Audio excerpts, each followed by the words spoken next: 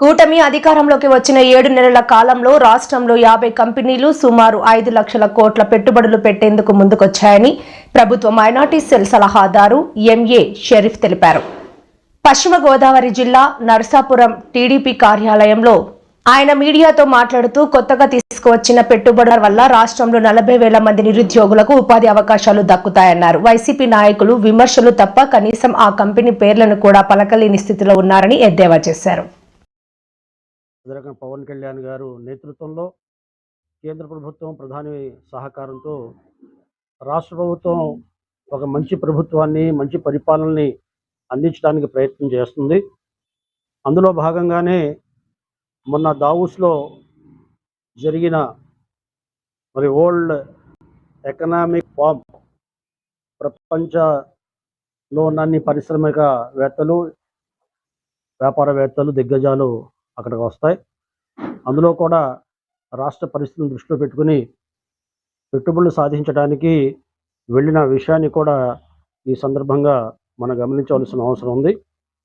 చంద్రబాబు నాయుడు గారు, లోకేష్ గారు అక్కడికి వెళ్ళిన తర్వాత ఆ పరిశ్రమవేత్తలందరూ కూడా మరి ఒక ప్రత్యేక ఆకర్షణగా నిలిచారు.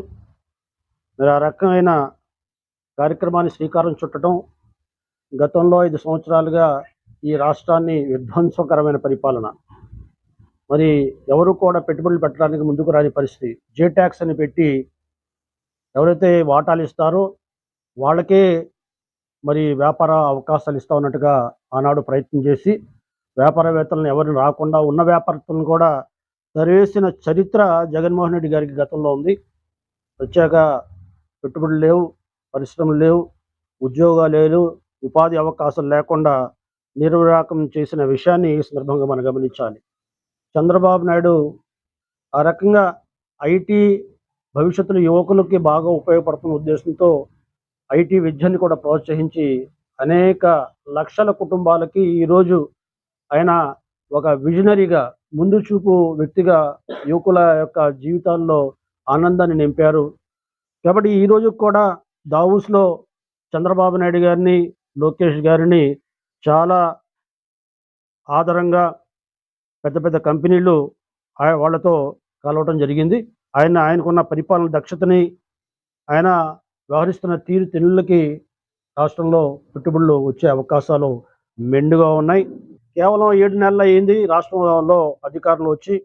5 లక్షల కోట్ల రూపాయలు పెట్టుబడులు ఈ 7 నెలల్లో ఈ రాష్ట్రానికి వచ్చినాయి. 50 కంపెనీలు ఈ రాష్ట్రంలో కంపెనీలు ఆల్రెడీ ప్రారంభించాయి. 40,000 మందికి ఉద్యోగ అవకాశాలు కల్పించే పరిస్థితి ఈనాడు ఉందనే విషయాన్ని కూడా ఈ సందర్భంగా గమనించాలి. దావోస్లో వెళ్ళి ఏం చేశారు అన్నట్టు ఈరోజు అవాకులు చవాకులు పేలుతూ లేనిపోని నిందలు మోపుతున్న ఈ వైఎస్ఆర్సీపీ వాళ్ళకి ఒకటే ఉదాహరణ చెప్పదలుచుకున్నా. ఫోన్లో జూమ్ కాల్లో RSR, Mittal and Nissan steels వాళ్ళతో మాట్లాడి ఎదురుబెదురుగా కూడా కూర్చోలేదు. జూమ్ కాల్లో మాట్లాడి మిట్టల్, నిస్సాన్ 46,000 కోట్ల రూపాయలు పెట్టుబడి పెట్టారంటే ఈనాడు చంద్రబాబు నాయుడు గారికి ఉన్న మరి ఆయనకున్న పరిపత్తికి నిదర్శనం ఈ సందర్భంగా మనం చేస్తున్నాం. ముఖ్యంగా ఈ 7 నెలల కాలంలో టీసీఎస్ వచ్చింది మన రాష్ట్రానికి, బీసీసీఎల్ వచ్చింది, రిలయన్స్ వచ్చింది, గ్రీన్కో వచ్చింది, RSR, Mittal and Nissan steel company వచ్చింది, అదే రకంగా పీపుల్స్ టెక్ వచ్చింది. ఆ రకంగా 50 కంపెనీల లిస్టును కూడా ఈనాడు మేము ఏం తీసుకొచ్చాం, ఎంత పెట్టుబడి పెట్టబోతున్నారు, ఎక్కడ పెడుతున్నారు అనేది కూడా ఈ లిస్ట్ కూడా మీకు అందించబోతున్నాం. కాబట్టి ఈ రాష్ట్రం భవిష్యత్తులో పారిశ్రామికంగా, వ్యాపారాత్మకంగా ఇది రాణించబోతుంది. మనకి ఈరోజు తడ నుండి ఇచ్చాపురం నుండి తడ వరకు సుదీర్ఘమైన మనకి సముద్ర తీర ప్రాంతం